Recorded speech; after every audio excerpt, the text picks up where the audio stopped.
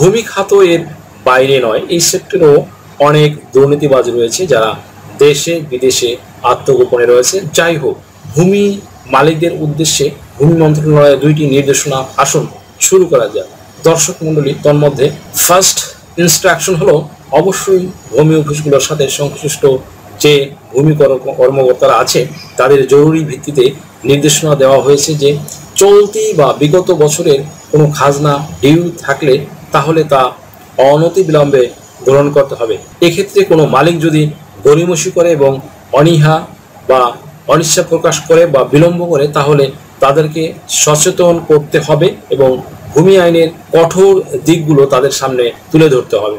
কেননা বর্তমানে যে ভূমি আইন রয়েছে তাতে স্পষ্ট করে বলা আছে যদি কোনো ব্যক্তি কোনো কারণ ব্যতিরেকে এবং যৌক্তিক অজুহাত ছাড়া পরপর যদি 3 বছর কোনো সম্পত্তির খাজনা প্রদান না করেন তাহলে ওই সম্পত্তি সরকার খাস করে নিতে পারবেন। শুধু তাই নয়, অলরেডি নিলামে উঠিয়ে নালিশি সম্পত্তি অন্যত্র বিক্রয় করে দিতে পারবেন। যার কারণ কোনো ব্যক্তি মালিকানাধীন সম্পত্তির কোনো খাজনা যাতে ডিউ না পড়ে সেজন্য ওই সব ব্যক্তিদের আঞ্চলিক এখতিয়ারের ভিত্তিতে যে ভূমি অফিস সমূহ রয়েছে সেই অফিসের ভূমি কর্মকর্তাদের জোরালো প্রচারণা করতে হবে এবং তাদের সচেতন করতে হবে এবং প্রচারণার যত রকম ওয়ে আছে তা সম্পন্ন করতে হবে। তথাপিও যদি কোনো ব্যক্তি খাজনা প্রদান না করে থাকে তাহলে তার বিরুদ্ধে জরুরি আইনগত ব্যবস্থা গ্রহণ করা হবে।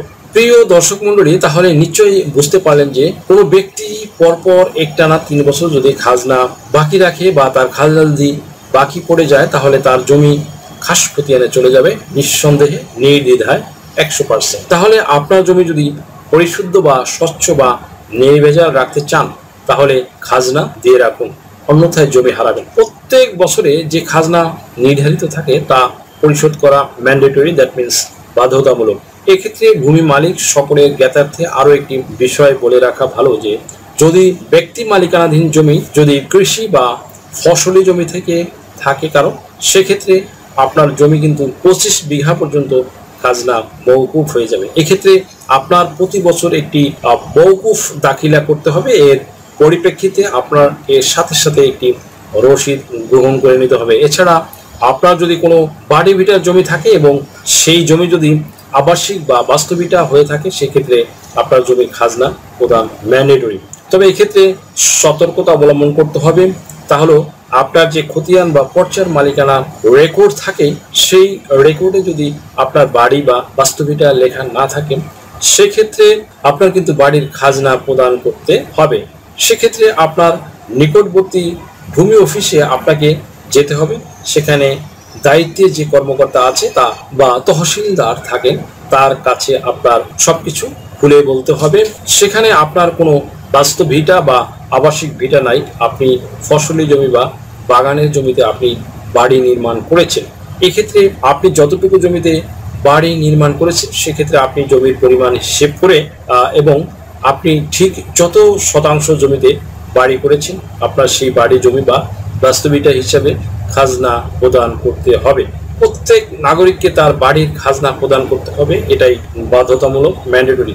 যারা আলাদাভাবে বাড়িতে বসবাস করতেছেন সেক্ষেত্রে তার বাড়ি জমি খাজনা প্রদান করতেই হবে ম্যান্ডেটরি ভাবে। যদি তার বাড়ির জমি বাস্তবিটা হয়ে নাও থাকে বা রেকর্ড খতিয়ানে বাস্তবিটা উল্লেখ নাও থাকে তথাপিও তাকে বাস্তবিটা হিসাবে খাজনা প্রদান করতে হবে। এক্ষেত্রে তার অন্যান্য কৃষি জমি বা অনাবাদী যতটুকু জমি আছে সেক্ষেত্রে 25 বিঘার ভিতরে মওকুফ পাবে, এর ভিতরে এটা আসবে না, এর বাইরের অংশ আসবে। দ্যাট মিনস তিনি যতটুকু অংশ বাড়ি করেছে সেটার খাজনা প্রদান করতে হবে এবং এই নির্দেশনা প্রত্যেক জমির মালিকগণকে প্রপারলি মেনে চলতে হবে। আপনি যদি আপনার জমি হস্তান্তর করবেন সেক্ষেত্রে কিন্তু তা খাজনা না দিলে তা হারাবেন, তাহলে কিন্তু খাজনা না দেওয়ার কারণে জমি খাস করা হবে। এছাড়া পরবর্তী রেকর্ডের সময় আপনার নাম কিন্তু অন্তর্ভুক্ত করা হবে না। তাহলে আপনি যদি আপনার জমি রেকর্ডে অন্তর্ভুক্ত করাতে চান সেক্ষেত্রে আপনার বাড়ির জমির খাজনা আপনাকে প্রতি বছর প্রদান করে রাখতে হবে। দ্যাট মিনস এই খাজনা দিয়ে রেগুলার করে রাখতে হবে। সেকেন্ড ইনস্ট্রাকশন হলো কোনো ব্যক্তির জমি নামজারির আবেদন যদি তার জমির নিকটবর্তী আঞ্চলিক এখতিয়ারের মধ্যে অবস্থিত ভূমি অফিসের সহকারী কর্মকর্তা আছে বা এসি ল্যান্ড মহোদয়ের দ্বারা কোনোভাবেই তঞ্চকতা বা ভুলভাবে খারিজ হয়ে গিয়ে থাকে, সেক্ষেত্রে আপনার কোনো আফসেট বা হতাশ হওয়ার কারণ নেই। আপনি ব্যক্তি মালিক বা কোনো প্রতিষ্ঠানের মালিক হিসেবে যদি আপনার সাথে এমন ঘটনা হয়ে থাকে, সেক্ষেত্রে আপনি অ্যাজ আর্লি অ্যাজ পসিবল আপনার নামে যে নামজারি বাতিল করে দেওয়া হয়েছে বা আপনার আবেদন বাতিল করে দেওয়া হয়ে থাকে, তাহলে আপনি আপনার যে নামজারি আবেদন বাতিল করেছে সেটার এগেনস্টে আপনি ডেপুটি কমিশনার বা জেলা প্রশাসক বা ডিসি বরাবরে আবেদন করে তা সঠিক করে নিতে পারবেন। সুপ্রিয় দর্শক মন্ডলী, সংশ্লিষ্ট কাজের জন্য দায়িত্বরত কর্মকর্তা বরাবরে তথা এডিসি মহোদয় বরাবরে আবেদন করলে তিনি আপনার আবেদন আমলে গ্রহণ করবেন, আপনার সমস্ত বিষয় শুনবেন এবং যাচাই বাছাই করে দেখবেন আপনার জমি আপনি কিভাবে মালিকানা অর্জন করেছেন কিংবা আপনার জমিতে কোনো মিসলিডিং বা এরর আছে কিনা। আপনি যদি পৈতৃক ওয়ারিশ সূত্রে মালিক হয়ে থাকেন, তবে সিএস রেকর্ড থেকে শুরু করে এসএম, আরএস, বিআরএস, সিটি জরিপ এইসব রেকর্ড পর্যন্ত প্রত্যেক রেকর্ডে ধারাবাহিকভাবে মালিকানা অর্জন করেছেন কিনা। আর আপনি যদি ক্রয় সূত্রে মালিক হয়ে থাকেন, তাহলে যার কাছ থেকে ক্রয় করেছেন সে কিভাবে মালিক হয়েছেন বা সঠিকভাবে মালিক হয়েছিলেন কিনা।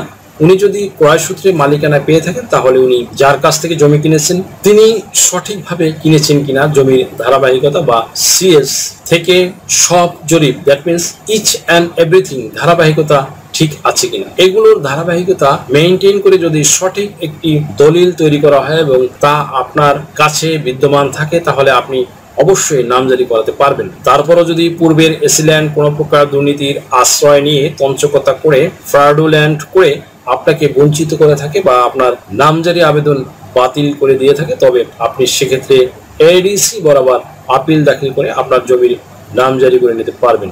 সেক্ষেত্রে এডিসি সবকিছু যাচাই বাছাই করে আপনার জমির নামজারি আবেদনের সঠিকতা নিশ্চিত করে এডিসি আপনার নামজারি আবেদন গ্রহণ করবে। এক্ষেত্রে ক্ষেত্র বিশেষে যদি আপনার কোনো মিসসেলেনিয়াস কেস বা বিবিধ মামলা করার প্রয়োজনীয়তা অনুভব করেন, দ্যাট মিনস আপনার আগে যদি কোনো ব্যক্তি আপনার জমি নামজারি করে নেয়, তাহলে আপনি এই মিসকেস করে নামজারি বাতিল করতে পারবেন, তার বিরুদ্ধে ব্যবস্থাও নিতে পারবেন।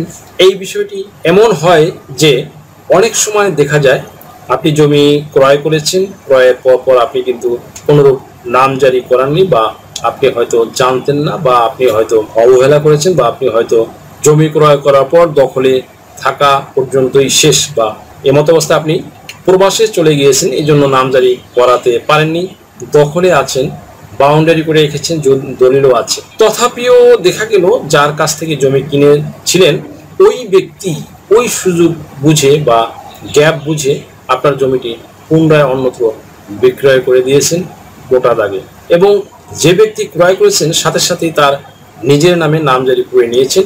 এক্ষেত্রে ওই ব্যক্তি আপনাকে বলতেই পারে যে উনি জমি ক্রয় করেছেন এবং আপনাকে দখল ছাড়ার জন্য প্রেশার ক্রিয়েট করতে পারে। আপনার মাথায় আকাশ ভেঙে পড়ার মতো অবস্থা হলো, এমতো অবস্থায় আপনি কি করবেন? তখন আপনিও তাকে বলতে পারেন যে এই জমি আপনি প্রথমে কিনেছেন। আসলে নামজারি যদি না হয়ে থাকে, সেক্ষেত্রে ওই ব্যক্তি যদি খারাপ, প্রতারক, জালিয়াতি বা দুষ্টু স্বভাবের হয়ে থাকে, তাহলে ওই ব্যক্তি চাইলেই গোপনে অন্যত্র বিক্রয় করে দিতে পারবেন। যদি আপনি নামজারি না করে থাকেন, তিনি তখন এই ফাঁক ফোকরের সুযোগ নিয়ে এটা ধরুন করে নিয়েছে।